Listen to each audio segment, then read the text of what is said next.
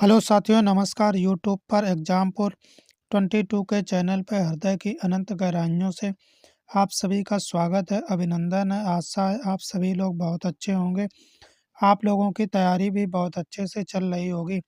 तो साथियों, आज हम पढ़ेंगे क्या वर्ल्ड ज्योग्राफी यानी विश्व के भूगोल से रिलेटेड कुछ इम्पोर्टेंट क्वेश्चन रहेंगे। आइए देखते हैं आज का हमारा पहला क्वेश्चन क्या रहेगा। बहुत ही अच्छा क्वेश्चन है। वही क्वेश्चन लेकर के आए जो एग्जामों में कहीं ना कहीं प्रीवियस ईयर में पूछे गए। आइए देखते हैं पहला क्वेश्चन। काजीरंगा राष्ट्रीय उद्यान कहाँ पर स्थित है। काजीरंगा राष्ट्रीय उद्यान के बारे में पूछा गया। तो ये असम में स्थित है काजीरंगा राष्ट्रीय उद्यान। और ये किसके लिए प्रसिद्ध है? तो एक सींग वाले गैंडे के लिए प्रसिद्ध है। कौन सा? एक सींग का गैंडे के लिए, एक सींग वाला जो गैंडा है उसके लिए वहाँ ज़्यादा प्रसिद्ध है, इसीलिए ये ज़्यादा प्रसिद्ध है। आइए साथियों, ये कहाँ है? असम में है। और ये किस लिए प्रसिद्ध है? एक सींग वाले गैंडे के लिए प्रसिद्ध है। और ये कब हुआ था? ये स्टेबलाइज्ड कब हुआ था? ये कब बनकर तैयार हुआ था? तो 1995 में इसकी 1905 में इसकी स्थापना हुई थी। तो जो काजीरंगा राष्ट्रीय उद्यान है असम में स्थित है, एक सींग वाले गैंडे के लिए प्रसिद्ध है। और इसकी स्थापना कब हुई थी? तो 1905 में हुई थी। आइए अगला क्वेश्चन देखते हैं। ये भी अच्छा क्वेश्चन है।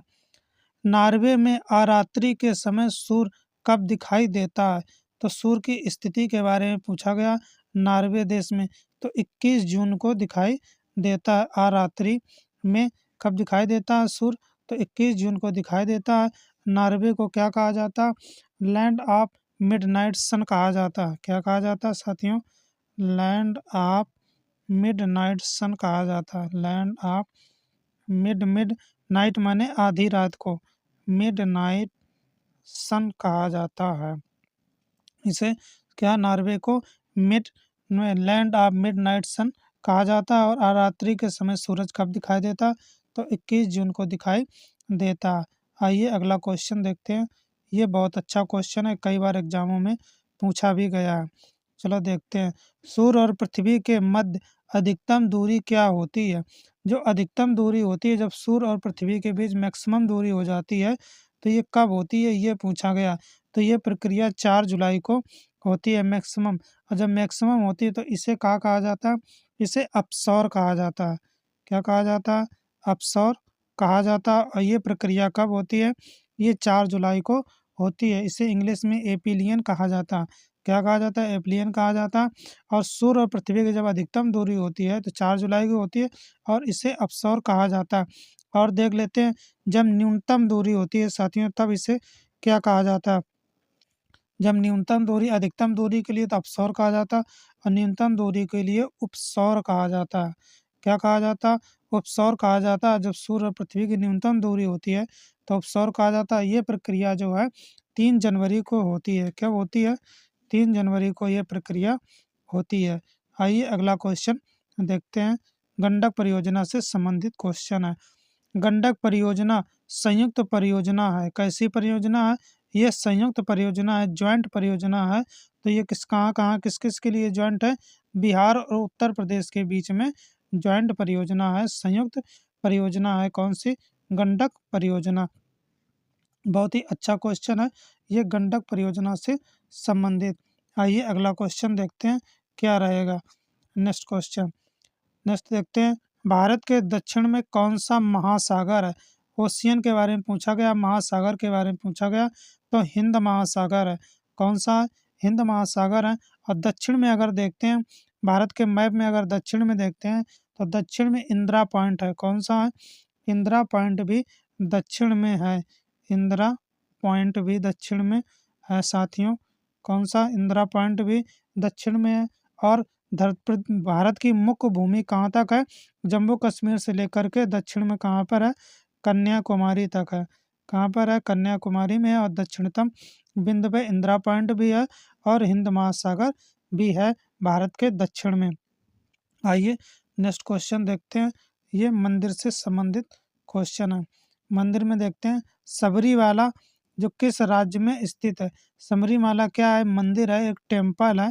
ये जो है किस राज्य में है? ये पूछा गया। तो ये केरल राज्य में है। सबरीमाला मंदिर जो है कहाँ पर स्थित है साथियों? तो केरल में स्थित है सबरीमाला मंदिर। ये केरल के किस राज्य में, किस डिस्ट्रिक्ट में है, ये कभी-कभी पूछ देता। तो पतनमतिट्टा कहाँ पे है? पतनमतिट्टा में साथियों है। कौन सा? पतनमतिट्टा में है। ये कौन सा? सबरीमाला मंदिर। पतनमतिट्टा ये डिस्ट्रिक्ट है, वहीं पर है। और कहाँ पर है ये कभी-कभी पूछ देता है। तो पेरियार टाइगर अभयारण्य है। कौन सा? पेरियार। पेरियार टाइगर अभयारण्य जो है ये यहीं पर बना हुआ है केरल में। ये क्वेश्चन पूछा गया है, पेरियार टाइगर अभयारण्य कहाँ पे तो है, कहाँ पे? केरल में है। और इसी के अंदर ये सबरीमाला मंदिर बना हुआ है। आइए अगला क्वेश्चन देखते हैं कौन सा रहेगा। चलो देख लेते हैं, ये भी बहुत अच्छा क्वेश्चन है। क्या है? भारत की किस नदी पर विश्व का सबसे ऊंचा पुल बनाया जा रहा है? क्या पूछा गया? भारत की किस नदी पर विश्व का सबसे ऊंचा पुल, वर्ल्ड की बात की गई, संसार की बात की गई कि विश्व में सबसे ऊंचा पुल जो है वो कहाँ बनाया जा रहा है? तो ये बनाया जा रहा है चेनाब नदी पर। कहाँ पर? चेनाब नदी पर। चेनाब। और अगर इससे पूछ दिया था किस स्टेट में बनाया जा रहा है, तो जम्मू एंड कश्मीर में बनाया जा रहा है। जम्मू कश्मीर के किस जिले में? तो रियासी जिले में बनाया जा रहा है। कहाँ पर साथियों बनाया जा रहा है? रियासी जिले में बनाया जा रहा है। और कहाँ बनाया जा रहा है? चेनाब नदी पर बनाया जाता है। और नदी तट से कितनी ऊंचाई पर बनाया जा रहा है? तो 359 ने 359 मीटर ऊंचाई पर बनाया, 359 मीटर ऊंचाई पर बनाया जा रहा है। आइए अगला क्वेश्चन देखते हैं क्या रहेगा। नेक्स्ट क्वेश्चन है, बादलों की दिशा और गति को मापने वाला यंत्र क्या कहलाता है? यह यंत्र के बारे में पूछा गया। उपकरण इक्विपमेंट के बारे में पूछा गया, तो इसे नेफोस्कोप कहते हैं। क्या कहा जाता? नेफोस्कोप कहा जाता। एक ये ऐसा उपकरण है जो प्रकाश के किरणों का उत्सर्जन करता है। इससे पृथ्वी और बादलों के बीच की सटीक जानकारी यानी गति की दिशा और गति के बारे में हम जानकारी करते हैं। और क्या उत्सर्जन करता है? प्रकाश की किरणों को उत्सर्जन करता है।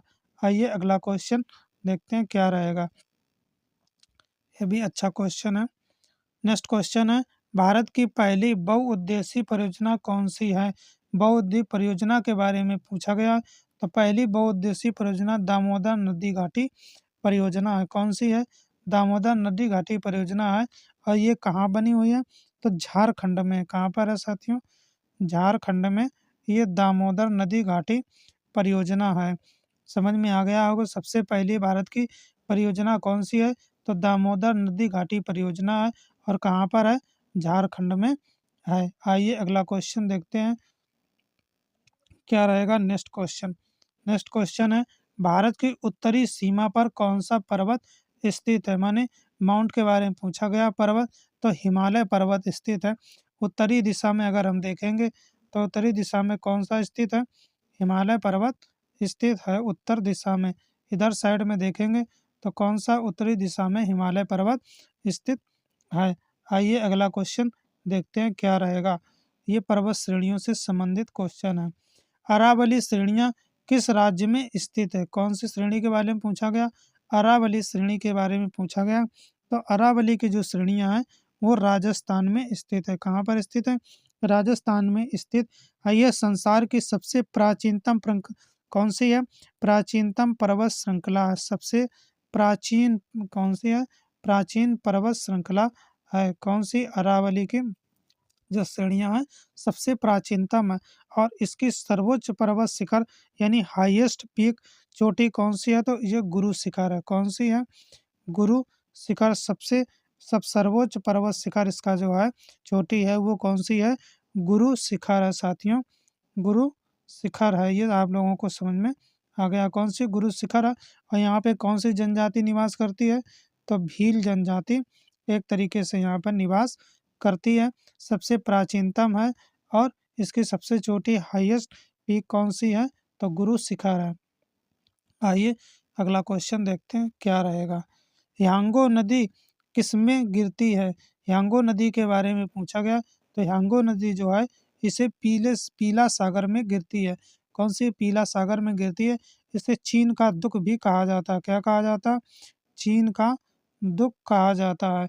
जब बाढ़ आती है तो इसका पानी चीन में भर जाता है, इसीलिए इसे चीन का दुख कहा जाता है और इसे पीली नदी भी कहा जाता है, क्योंकि ये पीला सागर में जाकर के गिरती है। कौन सी? यांगो नदी। आइए अगला क्वेश्चन देखते हैं क्या रहेगा। अच्छा क्वेश्चन है ये और इम्पोर्टेंट क्वेश्चन भी है। किस परियोजना के बारे में अभी हमने क्वेश्चन एक बताया था आप लोगों को, वही से रिलेटेड ये क्वेश्चन रहेगा। आइए देखते हैं भारत की क्या पूछा गया।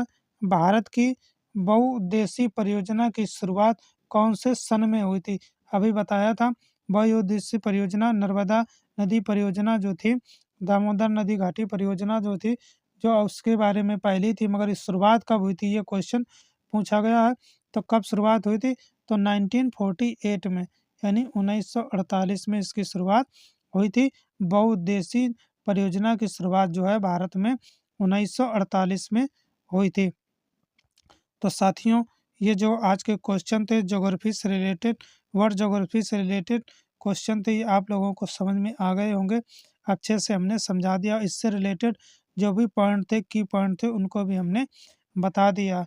तो साथियों, जो लोग चैनल पर नए जुड़े हैं, चैनल को सब्सक्राइब कर लें, शेयर कर दें और लाइक कर दिया करें, जिससे हमें बहुत ही मोटिवेशन मिलता है। साथियों, अपना अमूल्य समय निकाल कर हमारे चैनल पर जुड़ने के लिए, हमारा वीडियो देखने के लिए बहुत बहुत धन्यवाद। Thanks for watching this video.